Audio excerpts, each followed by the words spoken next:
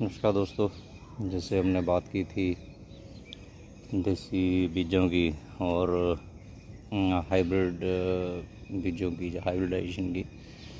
दो किस्में एक ही फसल की, एक ही जाति की, जैसे भिंडी की भिंडी से, बैंगन के बैंगन से, वो क्रॉस पोलिनेशन एक कुदरती तरीका है। कंपनियां और वैज्ञानिक जो है वो इस तरीके से करते हैं कि वो आगे बीज पैदा नहीं हो। तो हमें जो शुद्धता बरकरार रखनी है, आत्मनिर्भर बनना है, तो हमें देसी बीज पैदा करने और उनके बीज संभालने, उनकी शुद्धता बरकरार रखने के तरीके आने चाहिए। तो जैसे हाइब्रिडाइजेशन की हमने बात की थी कि दो वैरायटियां की अगर क्रॉसिंग हो जाती है, परपरागण हो जाता है, तो उनके गुणसूत्र जो है वो चेंज हो जाते हैं। तो मेनली अगर हम देखें 3-4 गुण जो है वो किसान अपने लेवल पे आसानी से पहचान सकता है। पहला तो है पौधे की ग्रोथ, उसमें आपकी हाइट हो जाएगी। तो जैसे ये अच्छी हाइट का पौधा है, ये इतनी हाइट नहीं ले पाया, तो इधर आप देख सकते हैं ये दूसरी वैरायटी है। यहाँ जो एंड में पौधे लगे हुए हैं लगभग वो अच्छी हाइट के हैं। हमने जो अच्छी हाइट के पौधे थे उनमें ही जैसे ये 2 बीज हमने बचाए थे जिनका हमने क्रॉस पोलिनेशन से बचाया था। यहाँ भी ये 2 भिंडियाँ बचाई थी। उसके बाद ये पौधे थोड़ी कम हाइट के थे, तो यहाँ ये तीसरा इसको बचाया था। इसी तरह से ये 4 पौधे थे, 4-5, तो इसमें से इसको बचाया। ये बीज हम तैयार कर रहे हैं, एक और नीचे तैयार हो रहा है। तो ऐसे सिलेक्शन करनी है कि जो हमारे पौधे हैं, कौन से पौधे से हमने बीज लेना है। तो भिंडी में जैसे हाइट बहुत मायने रखती है, इसमें तो ब्रांच भी निकल रही हैं, क्योंकि आप देख सकते हो कि ये जहाँ पे पत्ता निकलता है वहीं पे भिंडी लगती है। तो ये ऐसे लगातार भिंडियाँ ऐसे लगती जा रही हैं। तो और भी जैसे ये भिंडियाँ आएंगी, ये गारंटी हो जाती है, एक तरह का चिन्ह है कि जैसे जैसे ये बड़ी होंगी, आप देखिए कि ये डिस्टेंस जो है वो कम होता जा रहा है आगे आगे। तो ये हाइट जो है, ये भिंडियाँ जो आगे तैयार हो रही हैं, अभी फूल बनेंगे इसमें से, तो ये आगे बढ़ के ये पौधे की हाइट और ज़्यादा होगी। ये नीचे से भी निकलना शुरू हो गया है। तो ऐसे पौधे सिलेक्ट करने, आप देखिए इसमें से ये 4 ब्रांच जो है वो निकल रही हैं। तो अभी 1-2 भिंडियाँ और लेके देखेंगे कितनी हाइट जाती है, तो इसको काट देंगे। तो ऐसे पौधों की सिलेक्शन करनी है।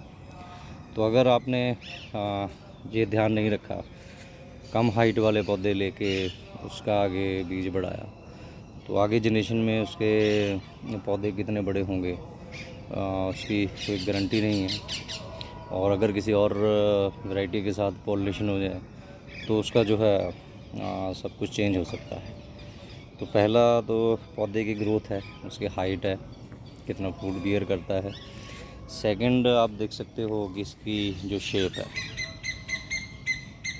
तो इसकी शेप में कि ये गोल है, इसमें ऐसे ये 6 कोना है ये, और इसका रंग आ गया, फिर इसका टेस्ट आएगा, लेंथ आएगी, कलर आएगा इसका। तो ये ध्यान रखना है कि अगर आपको ये सारा कुछ आप नोट करेंगे जब पहली जनरेशन का बीज लगाएंगे या शुद्ध बीज जो है आप लगाएंगे, तो उसको नोट करके रखना पड़ेगा कि ये वैरायटी का ये साइज़ सब कुछ वो रहता है। तो नेक्स्ट टाइम जो बीज आपको लेना है, तो उसके लिए सिलेक्शन जो है वो अगर प्रॉपर रहेगी तो अगली जनरेशन में भी अच्छा बीज ही आपको मिलेगा। तो ऐसे ही हमने अलग अलग वैरायटियाँ इकट्ठे लगा के उसकी क्रॉस पोलिनेशन रोकी है।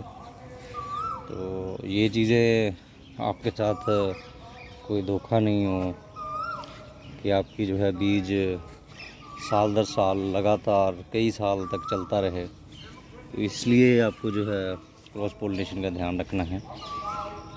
तो अगर कोई ऐसी और वैरायटी तैयार हो जाती है तो उसको भी आप स्टेप बाय स्टेप इस्टेब्लिश कर सकते हो कि बार बार उसी के रिज़ल्ट आएँ। लेकिन जैसे बताया था कि जो मेंडल ने आज से 160-70 साल पहले तजर्बे किए थे, उसमें जो है उन्होंने एक रेशो बताई थी कि पहली जनरेशन में 3 एक रेशो आगे जो बढ़ते हैं कि 3 डोमिनेंट होंगे, एक नॉन डोमिनेंट होगा। उसके बाद तो बहुत सारे कॉम्बिनेशन आगे से आगे बनते जाएंगे।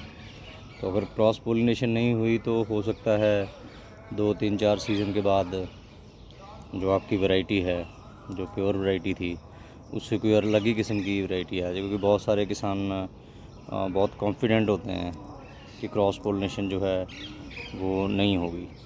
लेकिन आपने अगर एक पौधा लिया है, उस पौधे का एक फल लिया है बीज तैयार करने के लिए, उसमें अगर क्रॉस पोलिनेशन होगी तो उससे निकलने वाले सैकड़ों बीज जो हैं वो आगे क्या क्वालिटी बन जाएगी उसका पता नहीं है। तो जैसे ये हरी खाद के लिए हमने ये लोबिया लगाया था, तो लोबिया में ये आप देख सकते हैं कि ये फली यहाँ लगी है। ये इतने मोटे दाने ही हमने लगाए थे। तो इसी पौधे पे साथ में आप देखिए कि ये छोटी छोटी फलियाँ हैं। ये फली हमने एक तोड़ी है, इसमें से ये बीज भी बन गया है। तो इसका रंग वाइट नहीं है, ये बिस्कुट कलर का, स्किन कलर का इसका रंग है। तो आप कंपैरिजन कर सकते हैं कि ये 2 फलियाँ किस तरीके से एक दूसरे से मेल नहीं खा रही हैं। तो एक ही पौधे पे आप देख सकते हो कि अलग अलग के साइज़ की फलियाँ लगी हुई हैं। तो ये तो खा गए गिलहरियाँ। ये एक उदाहरण है। तो यही होता है कि किसान जो है उसको जानकारी नहीं होती है, तो वो ध्यान नहीं रखता कि क्रॉस पोलिनेशन से बचाना है, उसका भी इम्पोर्टेंस है। तो किसान जिसके पास देसी बीज आता है वो यही सोचता है कि बस बीज लगा लिया, इसमें से कुछ फल पकाऊंगा, फिर अपने बीज तैयार कर लूँगा, फिर उसको देसी नेचुरल बीज बोल के ग्राहकों को मैं खूब लूटूंगा कि देसी बीज है, और 2-3 साल में वो बीज ख़त्म हो जाएगा। तो जैसे अन्नदाना के और से ट्रेनिंग हमें दी गई थी, उन्होंने बताया था कि इन्होंने हज़ारों किटें जो हैं देसी बीजों की, जो पंजाब में NGO काम कर रही है, खेती विरासत मिशन, उनको भेजी थी। तो लेकिन बीज पंजाब में अवेलेबल नहीं है। किसानों ने शायद बीज तो ले लिए, लेकिन बीज पैदा करने की ट्रेनिंग के बारे में ध्यान नहीं रखा, तो उनको जानकारी नहीं थी। तो इसी वजह से वो धीरे धीरे जो बीज है वो ख़त्म होते जा रहे हैं। अभी भी बहुत सारे किसान केरला में गए थे, बहुत सारे बीज लेके आए होंगे। तो बीज आपके पास होने चाहिए, ये अच्छी बात है। बीज लेके आओ, यहाँ से भी मिलें, कलेक्ट करो, उन्हें बढ़ाओ भी। लेकिन अगर शुद्धता बरकरार नहीं रखी तो दिक्कत आनी ही आनी है। कारण सिंपल है कि कुदरती खेती करने वाले, देसी बीज की खेती करने वाले तो बहुत कम किसान हैं। कुदरती खेती में भी देसी बीजों से खेती करने वाले नामात्र ही हैं, इक्का दुक्का गिनती आप कर सकते हो। तो क्रॉस पोलिनेशन से कैसे रोकना है, इसकी पूरी ट्रेनिंग, इसकी पूरी जानकारी जब तक नहीं होगी तब तक जो है वो किसान ऐसे ही बहाने बनाता रहेगा कि उनको बीज नहीं मिलते, पैदावार कम आती है, बीज की क्वालिटी, बीज से जो फल पैदा होते हैं, सब्जियां लगती हैं, वो अच्छी क्वालिटी की नहीं है, पैदावार में फ़र्क आ रहा है, सरकार कुछ नहीं करती। खुद समझने और खुद को सक्षम बनाने के बजाय दूसरों में ही अगर आप बार बार गलतियां निकालते रहोगे तो सिस्टम में कभी सुधार नहीं आ सकता। तो मैं छोटी सी बगीची में इतने सारे बीज पैदा कर सकता हूँ, 5-6 तरह की भिंडियाँ हैं यहाँ पे। तो किसान भी कर सकता है। आपको सब कुछ बताया है कि इस भिंडी में से कितने के 50-60 बीज निकल रहे हैं, कितनी भिंडियाँ तैयार करनी, कितना एरिया लगाना है, ये कागज़ पेन लेके बैठना पड़ेगा। तो ये आपके सामने लाइव एग्जांपल जो ये लोबिया की हमने दिखाई थी, तो ये जैसे अन्नदाना की एक किस्म है, उसका ये चल रहा है। तो ये आप यहाँ पे देख सकते हो उसी लोबिया का साइज़ क्या है। तो दाने का साइज़ तो यहाँ अच्छा हो जाएगा, लेकिन फलियों के साइज़ एक जैसे नहीं है, अलग अलग तरह से हैं, आड़े तिरछे टेढ़े मेढ़े। तो ये फ़र्क पड़ता है हाइब्रिड्स का।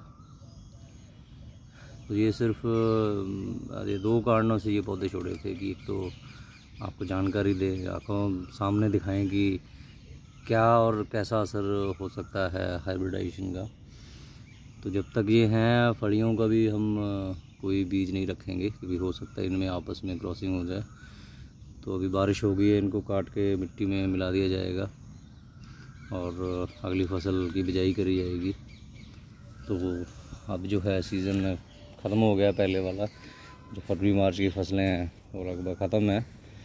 तो किसानों को भी चाहिए कि थोड़ी बहुत, अगर वो ऑर्गेनिक खेती करने वाले हैं चाहे केमिकल खेती करने वाले हैं, थोड़ी बहुत रख के बाकी खेत दोबारा तैयारी करके उसमें अगले सीज़न की बिजाई शुरू कर दें। तो PAU ने मौसम के हिसाब से सिफारिशें की हुई हैं। वो किताबें जो हैं बहुत सस्ती किताबें पब्लिश भी की हुई हैं। वही किताबें जो हैं वो वेबसाइट पे भी अवेलेबल हैं PAU की, फ्री में डाउनलोड में, इंग्लिश में, पंजाबी में। पोर्टल पे, जो वेबसाइट पे एक पोर्टल भी बना हुआ है, एक पेज भी उनका बना हुआ है किसानों की जानकारी के लिए, वहाँ भी सारी जानकारी है। तो ये बिल्कुल सही समय है अगले सीज़न की फसल जो है वो लगाने के लिए। तो किसान कई बार लालच करते हैं कि जो एक बार फसल लगाई है वो सर्दियों तक शायद वही चल जाएगी। तो ऐसा नहीं है। आप किसी बुज़ुर्ग को, 70 साल के बुज़ुर्ग को 100 मीटर की रेस में नहीं दौड़ाते हो, उससे वही काम नहीं लेते हो जो एक 20-25 साल के नौजवान से लिया जाता है। तो ये बातें आपको ध्यान में रखनी है। भिंडी है, भिंडी में भी जैसे मैंने आपको ये बताया था, ये कुछ फलियाँ लेके, सब्जियाँ, भिंडियाँ लेके इसको ऊपर से काट देंगे, नीचे से जो है वो ब्रांचें शुरू हो जाएंगी। अगर ये ऊपर को बढ़ता रहेगा, इतनी पूरी हाइट में पौधे का जोर लगेगा नीचे से लेके ऊपर तक जो खुराक पहुंचाने हैं। तो यही वेल वाली सब्जियों में और बाकी सब्जियों में होता है। तो अभी मौसम चेंज हुआ है, अभी कीट भी, उनके लिए भी अच्छा मौसम हो जाएगा। तो उतनी पैदावार अभी नहीं मिल पाएगी। तो नई बिजाई के लिए आप शुरुआत कर सकते हो और देसी बीज पैदा कीजिए। हाइब्रिड सिस्टम क्या होता है, उससे क्या असर पड़ सकता है, वो ध्यान रखिए। बीजों की शुद्धता रखिए और जहाँ भी हो सके आपको वो ट्रेनिंग मिले आप लीजिए, चाहे वो PAU में हो, बागवानी विभाग में हो, KVK में हो या किसी NGO के थ्रू हो। धन्यवाद।